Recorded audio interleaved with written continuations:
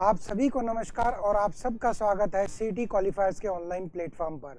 आज अपना सीटी की तैयारी का पहला दिन है और पहला और दूसरा दिन, इन 2 दिन में हम लोग क्या करेंगे? इस 2 दिन के अंदर में हम लोग भारतीय कला और संस्कृति से जितने भी चैप्टर्स बनते हैं और जितने भी क्वेश्चंस बनते हैं एग्जाम के अंदर में, उन सब को कवर करेंगे और याद भी करेंगे। ठीक है, ये आपका 2 दिन का शेड्यूल है। कब कब का? फ्राइडे और सैटरडे के अंदर में। फ्राइडे और सैटरडे के अंदर में लगभग 15 चैप्टर्स हम लोग कंप्लीट करेंगे भारतीय कला और संस्कृति से। और इस 2 दिन के बाद में आपको भारतीय कला और संस्कृति कभी भी टॉपिक ना तो उठाना पड़ेगा और ना ही याद करने की जरूरत पड़ेगी। ठीक है, चलिए हम लोग कौन कौन से चैप्टर करेंगे इसके अंदर में वो देख लेते हैं।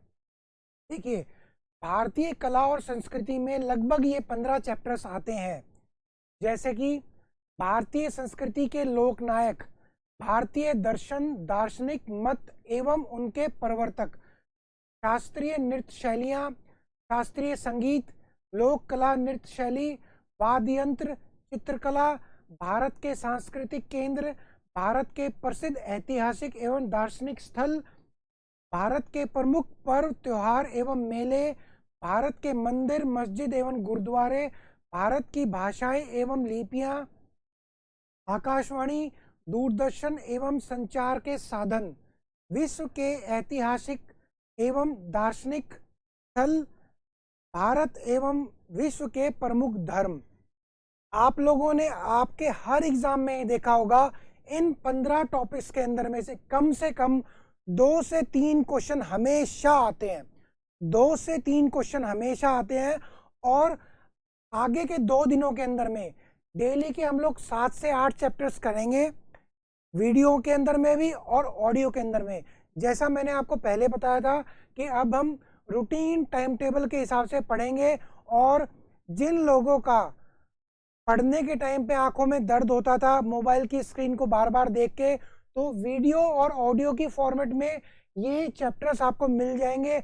आप किसी भी टाइम पे कान में लीड लगा के आंख बंद कर कर इजीली इनको सुन सकते हैं। और मैं गारंटीड देता हूं कि अगर आपने एक वीडियो को 2 बार सुन लिया तो आपको सारे क्वेश्चंस याद हो जाएंगे। ठीक है, और जब ये क्वेश्चंस आपको याद हो जाएंगे ना, तो इतनी गारंटी है कि आप एग्जाम के अंदर में एक भी क्वेश्चन इन टॉपिक से नहीं छोड़ोगे। ठीक है, तो अभी हम पहला चैप्टर करेंगे, फिर दूसरा, तीसरा, इस तरीके से करते जाएंगे। आपको अलग अलग वीडियो मिलती हुई चली जाएगी। ठीक है, चलिए जो पहला चैप्टर है वो है भारतीय संस्कृति के लोक नायक से संबंधित। मैं आशा करता हूं कि आपको जो ये कंटेंट लिखा हुआ है ना, ये ढंग से दिख रहा होगा। नहीं भी दिख रहा है तो कोई बात नहीं है, आपको इसकी पीडीएफ आपके एप्लीकेशन के अंदर में जो जगह है वहां पे मिल जाएगी। साथ ही साथ में वीडियो और ऑडियो भी आपको मिलेगा। चलिए स्टार्ट करते हैं। पहला क्वेश्चन है, महान हिंदू विधि निर्माता कौन थे? मनु। महान हिंदू विधि निर्माता किसे माना जाता है? मनु को माना जाता है। भारत में पुनर्जागरण का जनक किसे कहा जाता है? राजा राम मोहन राय को। भारत में पुनर्जागरण का जनक किसे कहा जाता है? राजा राम मोहन राय को। वेदों की और लोटों का नारा किसने दिया था? आर्य समाज के द्वारा दिया गया था। वेदों की और लोटों का नारा किसने दिया था? आर्य समाज के द्वारा दिया गया था। और अगर ये पर्टिकुलरली ये पूछ ले कि किसने दिया था, तो आपको महर्षि दयानंद सरस्वती का नाम देना है। ठीक है, कर्मण्येवाधिकारस्तु मा फलेषु कदाचन किस धर्म ग्रंथ की उक्ति है? श्रीमद् भगवद गीता की उक्ति है। ये जो क्वेश्चंस है ये आप लोग को पता भी होगा। ठीक है, दुख में सब सुमरिन करें, सुख में करे न कोई। यह पंक्ति किसके द्वारा लिखी गई थी? कबीर दास के द्वारा लिखी गई थी। दुख में सब सुमरिन करें, दुख में करे न कोई। यह पंक्ति किसके द्वारा लिखी गई थी या कही गई थी? कबीर के द्वारा कही गई थी। किसने कहा था राम और रहीम एक ही ईश्वर के 2 अलग अलग नाम है? ये कबीर दास ने कहा था। किसने कहा था? राम और रहीम एक ही ईश्वर के 2 अलग अलग नाम है। तो ये किसने कहा था? कबीर दास ने कहा था। संत कबीर का जन्म कहाँ पे हुआ था? संत कबीर का जन्म कहाँ पे हुआ था? वाराणसी के अंदर में हुआ था। कहाँ पे हुआ था? वाराणसी के अंदर में हुआ था। संत कबीर किसके शिष्य थे? रामानंद के शिष्य थे। संत कबीर किसके शिष्य थे? रामानंद के शिष्य थे। ठीक है, चलिए आगे बढ़ते हैं। मगहर किस महापुरुष की मृत्यु स्थली है? ये कबीर की मृत्यु स्थली है। मगहर किस महापुरुष की मृत्यु स्थली है? कबीर की मृत्यु स्थली है। तोताए हिंद के उपनाम से कौन जाने जाते हैं? तो तोता हिंद के नाम से अमीर खुसरो जाने जाते हैं। अमीर खुसरो का जन्म कहाँ पर हुआ था? इटावा जिला। कौन से ग्राम में हुआ था? पटियाली ग्राम के अंदर में हुआ था। अगर आपसे क्वेश्चन आता है कि अमीर खुसरो का जन्म कहाँ पे हुआ था, तो इटावा जिले के अंदर में हुआ था और पटियाली ग्राम में हुआ था। अमीर खुसरो किसके शिष्य थे?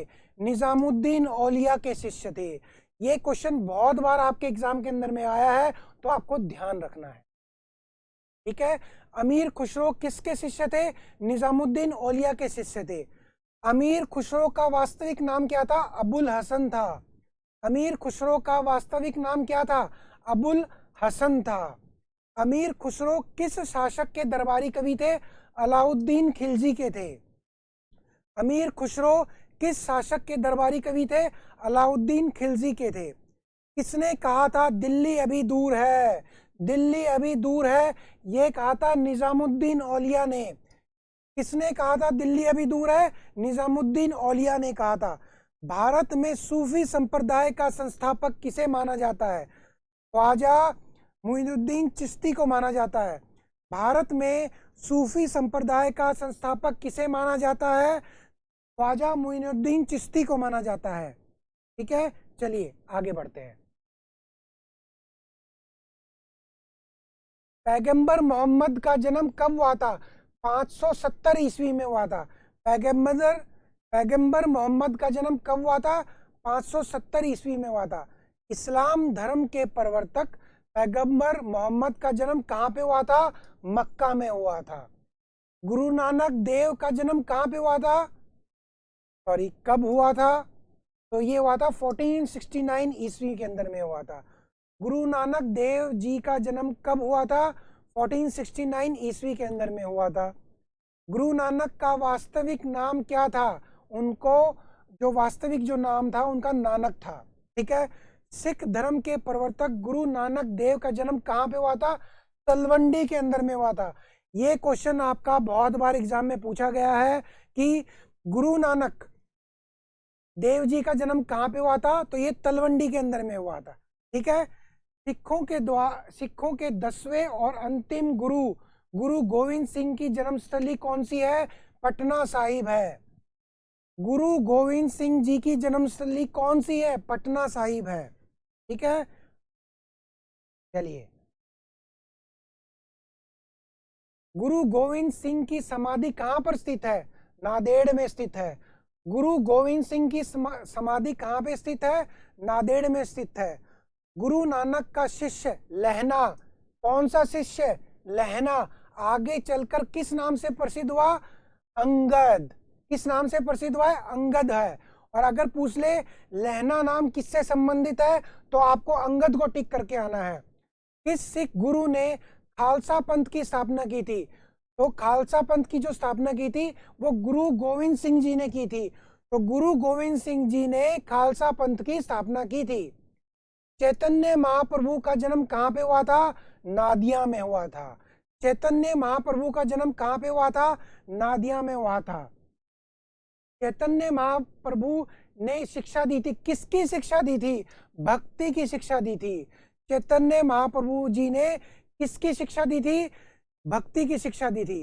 बंगाल में भक्ति आंदोलन के प्रवर्तक कौन थे? चैतन्य महाप्रभु थे। देखिए, चैतन्य, अगर इसको उल्टा करके भी पूछ सकता है कि चैतन्य महाप्रभु ने भक्ति आंदोलन कहाँ पे जो प्रवर्तक किया था उन्होंने, या जो उन्होंने भक्ति से रिलेटेड जो भी अपने भाषण दिए थे या फिर उन्होंने प्रचार प्रसार किया था, तो कहाँ पे किया था? बंगाल में किया था। ठीक है, त्यागराज किस क्षेत्र में प्रसिद्ध थे? संगीतज्ञ थे वो, और वो संगीत कला में उनका क्षेत्र था। ठीक है। संगीत सम्राट तानसेन का वास्तविक नाम क्या था? रामतनु पांडे था। ये क्वेश्चन बहुत बार पूछा गया है कि तानसेन का वास्तविक नाम क्या है, तो तानसेन का वास्तविक जो नाम है वो रामतनु पांडे है। ठीक है। संगीत सम्राट तानसेन के गुरु कौन थे? तो ये हरिदास जी थे। कौन थे? संगीत सम्राट तानसेन के गुरु कौन थे? हरिदास थे। संगीतज्ञ एवं ध्रुपद गायकी के जन्मदाता तानसेन को कंठाभरण वाणी विलास की उपाधि किसने दी थी? अकबर ने दी थी। ये बच्चों बहुत बार एग्जाम के अंदर में पूछा गया था कि अकबर ने तानसेन को कौन सी उपाधि दी थी। ठीक है, चलिए आगे बढ़ते हैं।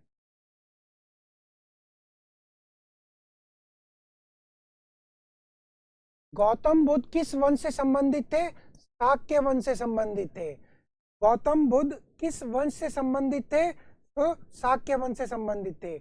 गौतम बुद्ध का वास्तविक नाम क्या था? सिद्धार्थ था। ये आपको पता है, मुझे रिपीट करने की जरूरत नहीं है। बौद्ध धर्म के प्रवर्तक गौतम बुद्ध की जन्म स्थली कहाँ पे? लुम्बिनी वन। इसको लुम्बिनी वन भी कहा जाता है। ठीक है। गौतम बुद्ध ने अपना प्रथम उपदेश कहाँ पे दिया था? सारनाथ में दिया था। ये क्वेश्चन बच्चों बहुत बार रिपीट हुआ है कि गौतम बुद्ध ने अपना प्रथम उपदेश कहाँ पर दिया है? तो सारनाथ में दिया है। गौतम बुद्ध को महापरिनिर्वाण की प्राप्ति कहाँ पे हुई थी? तो ये सॉरी कुशीनगर है। इसको कुशीनगर भी बोलते हैं, लेकिन कुशीनगर बोलते हैं इसको। ठीक है। बुद्ध के जीवन की किस घटना को महाभिनिष्करण के रूप से जाना जाता है? तो गृह त्याग के नाम से जाना जाता है। ठीक है। गृह त्याग से वो संबंधित है। गौतम बुद्ध को ज्ञान की प्राप्ति कहाँ पे हुई थी? उरुवेला में हुई थी। गौतम बुद्ध को ज्ञान की प्राप्ति कहाँ पे हुई थी? उरुवेला में हुई थी। स्वामी विवेकानंद का वास्तविक नाम क्या था? नरेंद्र दत्त। स्वामी विवेकानंद का वास्तविक नाम क्या था? नरेंद्र दत्त था। स्वामी विवेकानंद को विवेकानंद की उपाधि किसने प्रदान की थी? महाराजा खेतड़ी ने दी थी। किसने दी थी? महाराजा खेतड़ी ने। स्वामी विवेकानंद को विवेकानंद की उपाधि किसने प्रदान की थी? महाराजा खेतड़ी ने की थी। कन्फ्यूशियस का वास्तविक चीनी नाम क्या था? कंफू। ठीक है, चलिए आगे बढ़ते हैं।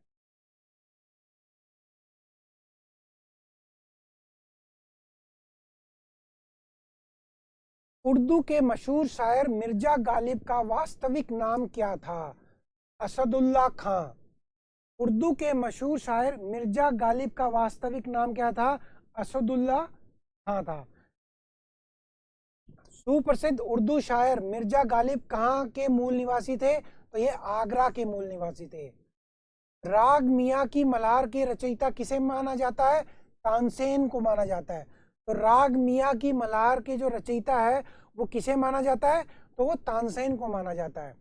आदि शंकराचार्य का जन्म कहाँ पे हुआ था? तो कलादी में हुआ था। तो कलादी में किसका जन्म हुआ था? तो आदि शंकराचार्य का जन्म हुआ था। ईसा मसीह का जन्म स्थल कौन सा है? ये सब आपको पता। ठीक है, ये क्वेश्चन वैसे पूछा नहीं जाता है। ठीक है, आजकल क्या हो रहा है कि जो धर्म से रिलेटेड है ना वो क्वेश्चंस कम पूछे जाते हैं। उसका रीज़न ये है कि कहीं कॉम्युनल बातें ना हो जाएं या फिर ये ना हो कि इस क्वेश्चन पेपर में इस धर्म से संबंधित पूछा गया, इसलिए आजकल नहीं पूछी जाती है। तो इन क्वेश्चंस को, धर्म से संबंधित जो क्वेश्चंस है ना, कुछ क्वेश्चंस उनको आप अवॉइड कर सकते हो। ठीक है, चलिए। वर्धमान महावीर की जन्मस्थली कौन सी है? कुंडाग्राम है। ठीक है, कुंडग्राम भी बोलते हैं, कुंडाग्राम भी बोलते हैं इसको। ठीक है, वर्धमान महावीर की जन्मस्थली कौन सी है? कुंडाग्राम है। ठीक है, महावीर का जन्म किस राजघराने में हुआ था? तो ज्ञात्रिक में हुआ था। इसको जात्रिक भी बोलते हैं, ज्ञात्रिक भी बोलते हैं। ठीक है, महावीर जैन की मृत्यु किस नगर में हुई? तो पावापुरी में हुई है। ठीक है, महावीर स्वामी की मृत्यु किसके महल में हुई थी? मल्लराज सस्तेपाल में। ठीक है, महावीर स्वामी की मृत्यु किसके महल में हुई? मल्लराज सस्तेपाल के। ठीक है, ज्ञान प्राप्ति से पूर्व महावीर का नाम क्या था? वर्धमान था। ठीक है, वर्धमान महावीर के माता का नाम क्या था? त्रिशला था। वर्धमान महावीर के माता का नाम क्या था? त्रिशला था। शिकागो के प्रसिद्ध विश्व धर्म सम्मेलन में भारत का प्रतिनिधित्व किसने किया था? तो ये आप सबको पता है, स्वामी विवेकानंद ने किया था। ये आप लोग को क्वेश्चन रटा हुआ होगा। ठीक है, वेदों की ओर शरण लो, ये किसका आदर्श वाक्य था? तो स्वामी दयानंद सरस्वती का। ठीक है, तो ये क्वेश्चंस आप लोग को पता है। तो ये जो अपना जो आज का जो चैप्टर था, ये भारतीय संस्कृति के लोक नायक। और मैं इतना ये और कहना चाहूँगा कि ये जो क्वेश्चंस आपने पढ़े हैं, आपको बिल्कुल महसूस हुआ होगा कि जब भी आपने कोई ना कोई एग्जाम दिया है, उसके अंदर में इन टॉपिक से रिलेटेड या इन क्वेश्चन से रिलेटेड एक क्वेश्चन जरूर आपके एग्जाम के अंदर में आया है। इसी तरीके से हम लोग सारे चैप्टर्स को चलते हुए चलेंगे। ठीक है, अपना जो भारतीय कला और संस्कृति का जो पूरा ये जो सिलेबस है या फिर पूरी एक बुक लगा लो, इसके अंदर में 15 चैप्टर है और इन 15 चैप्टर्स को हम लोग 2 दिन के अंदर में कन्वर्ट करेंगे। तो ये रिकॉर्डेड सेशन था। और अगर आपको और भी ऐसी इस तरीके की वीडियो चाहिए और आपको अच्छा पढ़ना है, तो आप हमारे एप्लीकेशन सीईटी क्वालिफायर्स के एप्लीकेशन को डाउनलोड कर लीजिए और सीईटी क्वालिफायर्स के टेलीग्राम चैनल को भी आप ज्वाइन कर लीजिएगा। तो धन्यवाद।